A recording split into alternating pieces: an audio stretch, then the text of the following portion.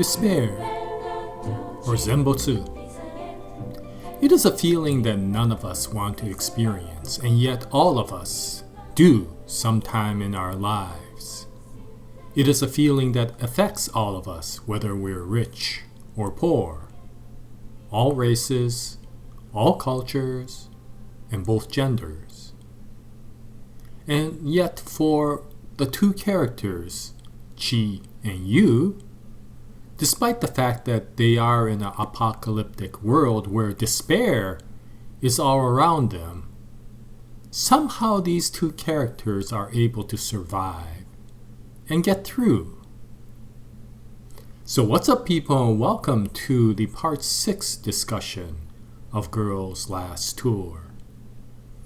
And unlike the other ones that I have experienced so far, Part 6 is probably the most plot-laden of all of the episodes. And for me, it was probably the saddest of all the episodes. It's interesting because of the fact that this is a story about effort and hope and getting to a goal and objectives that you want to go to. And yet, the theme of this story or this episode is one of despair. But it is taken in a very interesting context, in the sense that, yes, all of us experience despair, and yet all of us try to find a way to move forward. And for the majority of us, we do, no matter what sort of despair we encounter. And this is the case for Chi and Yu as well. And it is very much shown in this particular episode. Now the story begins where we find Chi and Yu stranded in the middle of nowhere. Chi is desperately trying to fix the Kettenkrad, which has broken down. And Yu, being Yu, is just sitting around singing and enjoying the sun like she always does. But this turns out to be a lot more serious a situation than many of the others that we've encountered so far, because without the Kettenkrad, they can't get anywhere. And if they can't get anywhere, they're in serious trouble.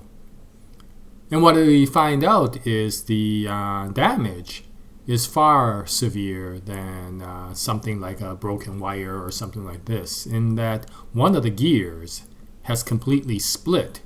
And because of that, this vehicle will not move forward. Now, during this entire situation, the girls encounter yet another character. This lady is named Ishii, and she just happened to be, of all things, running down the middle of nowhere, flying a radio-controlled airplane. Yeah, and of course, of the two girls, Chi is like, "Hey, look at that lady over there." And Yu is like, "Hey, look at that toy plane flying in the sky." But anyway, it turns out that it's fortunate because Ishii-san turns out that she has the resources to be able to fix the Kettenkrad. And she agrees to do so long as Chi and Yu are willing to make a deal with her. And Ishii-san takes the two back to her, her home at the time. And what we find out is that the home is a dilapidated aircraft hangar with a lot of broken aircraft there. And the deal is that she would be willing to help fix the Kettenkrad if they would be willing to help her build and finish the airplane that she is building. Now, Ishii-san is not an engineer. However, just like with every other character in this story, she was a person who just happened to be left in that area. And through her adventuring, she found this dilapidated aircraft hangar. And for the longest time, she was living there. And yet, eventually, she started noticing that there were a lot of blueprints around. And she decided that she would eventually start building an airplane out of all the scrap parts that were lying around from the other airplanes. And so she looked at all of the blueprints and eventually created a design of her own. And why she was flying that radio-controlled airplane was the smaller version of the real aircraft that she was building. And so she decided to build the aircraft. And so this episode feels like one of hope and one of, adventure and objective, a journey to someplace and beyond. But why does it come with a theme of despair? It's because she asks a very practical question, which is, why are you building an aircraft? And if you are not familiar with designing, how are you confident to be able to know that you can actually fly the aircraft safely? And Ishii-san came up with a very interesting answer. First of all, she felt that because she discovered this area and noticed that it was a dilapidated aircraft hangar, she felt that it was fate that brought her there. And maybe life was asking her to be the final pilot in the world to journey in an aircraft. And so she felt that it was her responsibility to move forward and adventure. Once again, something that is very hopeful. But what you find, as she keeps on asking the questions, is that as much as where she is comfortable at the moment and they have food at the moment, it is running out. And from her exploration, she hasn't seen that much of any place else to get food if you were just on your feet. And so she started creating this aircraft and building it out of the sheer survival so that she could get to someplace else, with the hope that someplace else is a better environment. Now, of course, she asks, are you sure? Do you really know if where you're going is a better environment? And she answers, no, but do I have a choice on this? And so it is a very interesting situation in that part of it falls to the hopes and the dreams of something better, which we all have, right? Where we are is where we are, and we have to survive in our lives that way. But where we want to be is hopefully someplace better. And we all strive to get there, but there is no guarantee. So why do we do it? Because of the fact that if we were to stay stagnant, we either remain where we are, or where we are may not last all that much longer, right? And so our desires to move forward is similar in the way to what Ishii-san is doing. And in fact, it's very much like what she and you are doing, because of the fact that we both know, or we all know, we both, that Chi and you really don't have a destination to go to get out of the problems that they are in. What they do is continue to move forward, one base at a time, and hopefully what they find in the next area will give them the ability to move on. Why don't they look for a destination? Most likely because they don't have one. So why don't they get upset over that? Most likely because of the fact that it doesn't help. They know that if they stay in one area, they will also run out of food and it will be no good. So although they don't know where the next place will be and whether it will be better than where they are, that is the only choice they have, and that is what they will continue on to.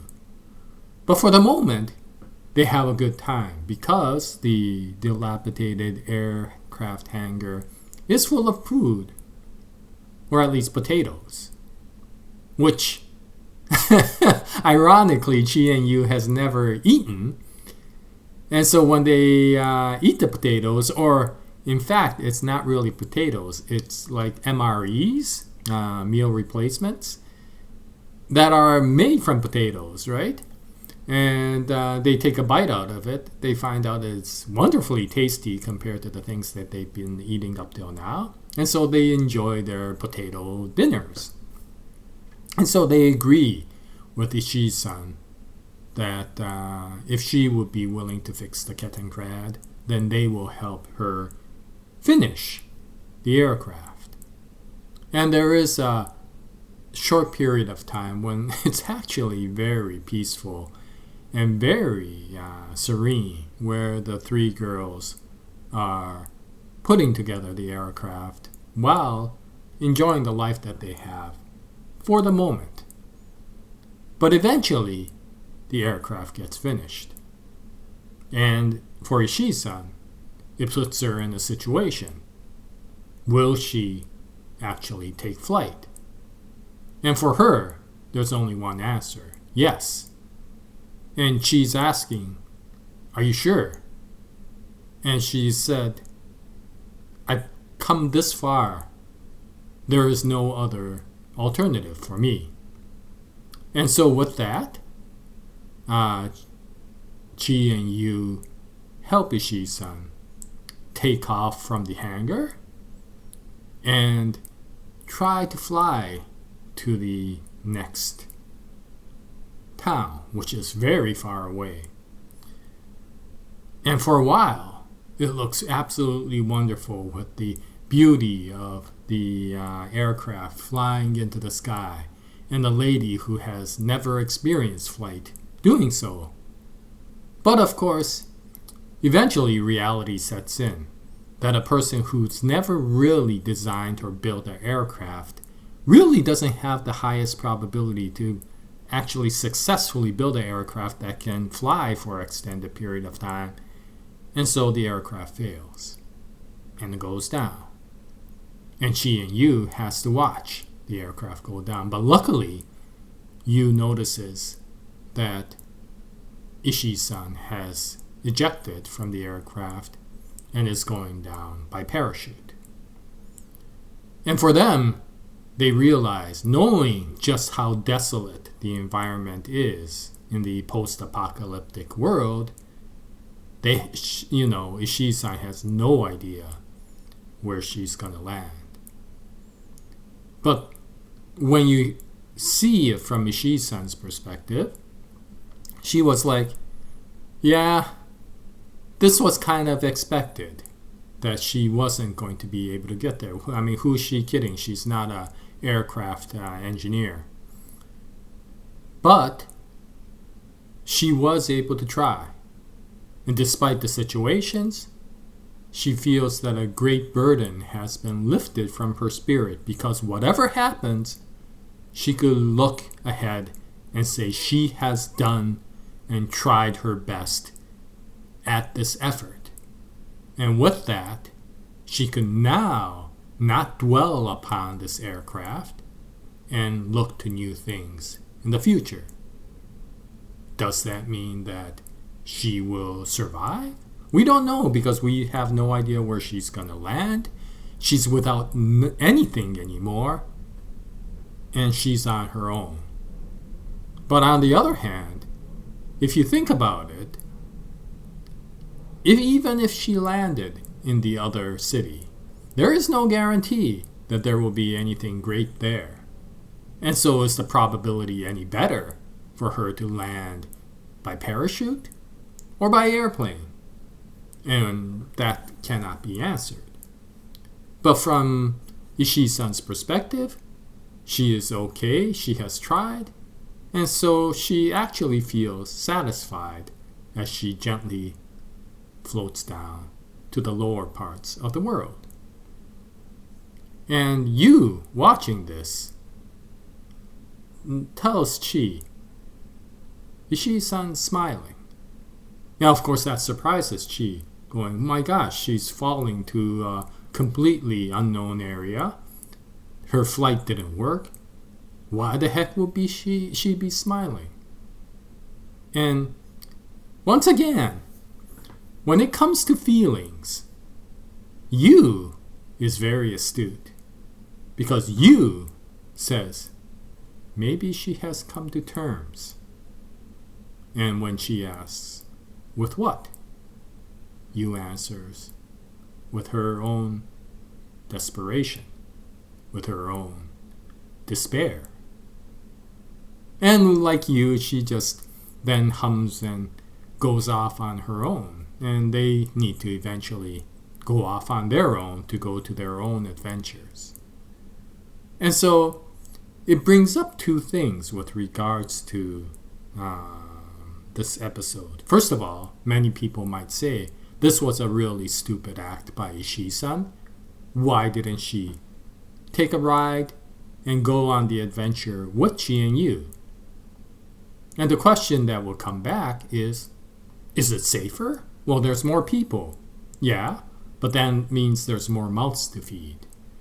And the Kettenkrat may help, yeah. But will it be any better than walking? In the sense that if you're going to some place that is no better than where you are now, no matter what you do, or how far you go, or how fast you go, it doesn't really matter. And so I think from Ishii-san's perspective, this gave her the freedom to move on. This gave it completely wiped the slate clean, and she could do whatever she wanted at that time. And maybe that freedom was even more important than the potential safety she may have had traveling with Chi and you, although again, we don't know. The other is, why did you say that? Coming to terms and accepting her despair. And maybe it's because that's what you has done. If you see throughout this entire series, Chi, as well organized and as well put together as she is the one that always panics when something goes wrong. And you, considering the fact that nothing seems to affect her, and she seems to be dazed in the thought and dreams far, far away, nothing seems to faze her all that much. And you always thought that maybe it's because she's not intelligent, and yet she comes up with some of these most abstract thoughts. But one possibility may be that you has sometimes in the past also come to accept her own despair and her own fate. And from that point on, she realized that maybe that was the best way to move forward in her own life. It's hard to say with you. She is a very mysterious character. Chi is the one that's a lot more practical. Chi is the one that we could relate to a lot more. And yet there is something about you that makes you feel like, this girl is very special. I don't know if I ever want to travel with her, considering that she never really does anything. But she sure does seem to have some good grasp on life, in a sense that even in this dreary, desolate, apocalyptic world, she has the strength to smile and move forward. The only time I've ever seen you panic is when she thought she lost Chi, which really goes to show you just how important a character Chi is to Yu's life. Okay, so that's about it for this particular episode. And we see Chi and Yu moving off in their own direction, moving to a new area that supposedly has some temporary food and lodging, which Ishii-san had told them she discovered. And from there, where will they go? They probably don't know either. But that has been their life story, so they will continue to move on.